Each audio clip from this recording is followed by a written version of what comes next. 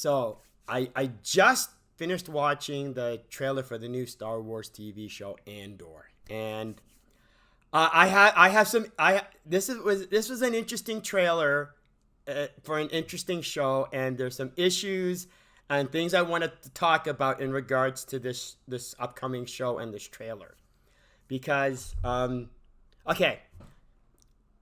Now, don't get me wrong. It was an interesting trailer, and it got me interested in the TV show. The thing, because I'm watching the trailer and I'm going, something's bugging me. Something was just bugging me about this trailer. Something was bugging me about this show. And here's the best way I can explain it. I'm watching the trailer. I watched the trailer and I'm going, this looks like an interesting sci-fi TV show. The problem is, it doesn't look like an interesting Star Wars TV show. You know what I mean? Because for me, what makes the Star Wars IP distinctively a Star Wars is it has Jedi, it has the Force powers, it has lightsabers, it has the Sith. And if I just want to watch a typical standard, sci-fi TV show, I can get that anywhere. I don't have to go to Disney. I can go anywhere. If I'm watching a Star Wars TV show, I want to watch a show that incorporates what makes the Star Wars IP the Star Wars IP. Now, yeah, I don't mean that it has to be about another Jedi. It doesn't have to be about a Sith Lord. It could still be the same story. It could still be the same story that we have, because apparently I know very little about this show. It's supposed to be like a prequel to the movie Rogue One. I only saw like maybe half an hour of that movie, and then I stopped caring, so I never saw the whole thing. But I understand, so it can still stay as a prequel as the story that it is.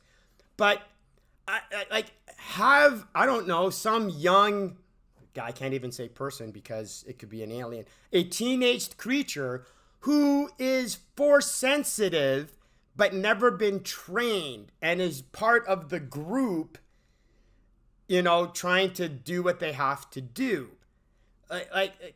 Incorporate the Star Wars elements into the show. With what I'm seeing, it's a sci-fi TV show that is going to reference Star Wars. Now, yes, the Empire is in the show. They are the main bad guys.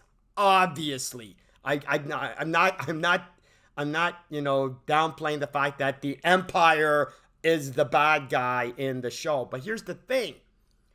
The Empire is, again, from the trailer, they're just the necessary standard evil organization that wants to rule the universe that our heroes have to go up against.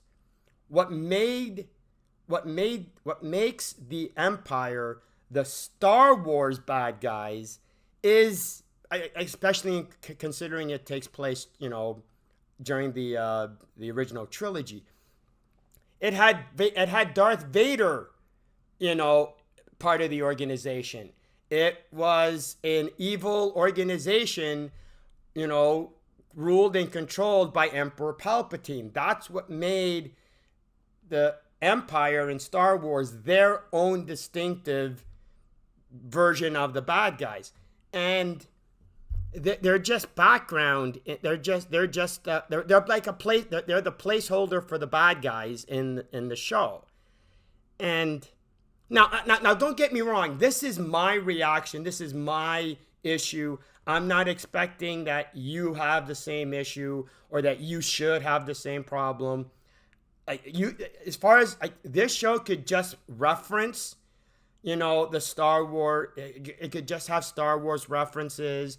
It could have cameos with certain, Star Wars alumni, and that's good enough for you, and that's okay with you.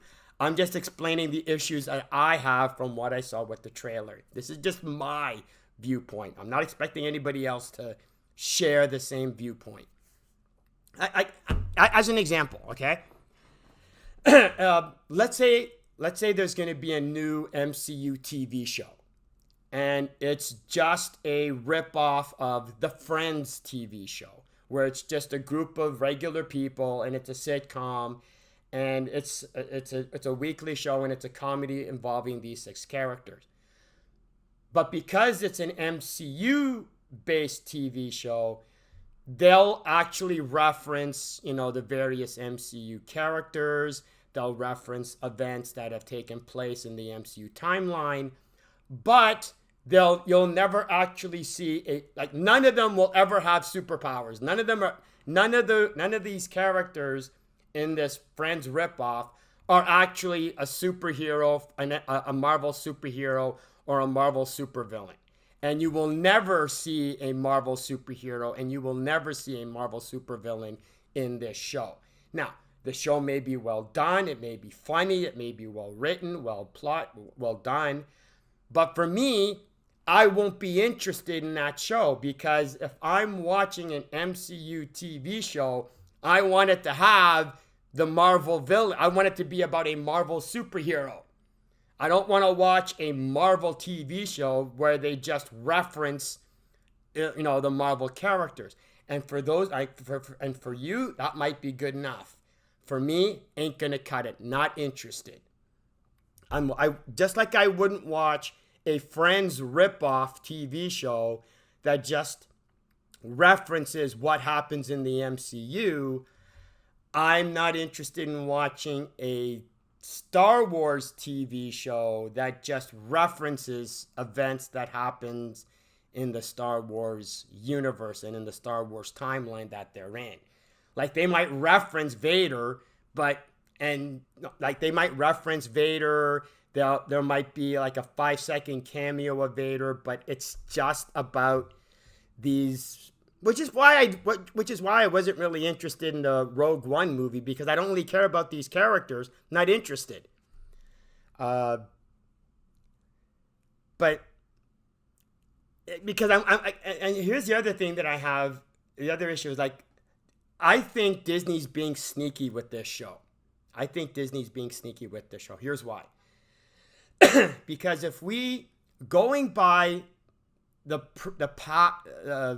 previous Star Wars TV shows that Disney's have done, they're not exactly high quality storytelling. They're not very well written. They got a lot of problems. I know a lot of you thought The Mandalorian was really great. I had issues with The Mandalorian. I made videos covering what the problems were. Obviously, I have a problem with everything. Yeah, I get it. Blah, blah, blah. The thing is, you also agree that you also think that a majority of the Star Wars TV shows suck. So, going by past performance, I'm not expecting this show to be any different.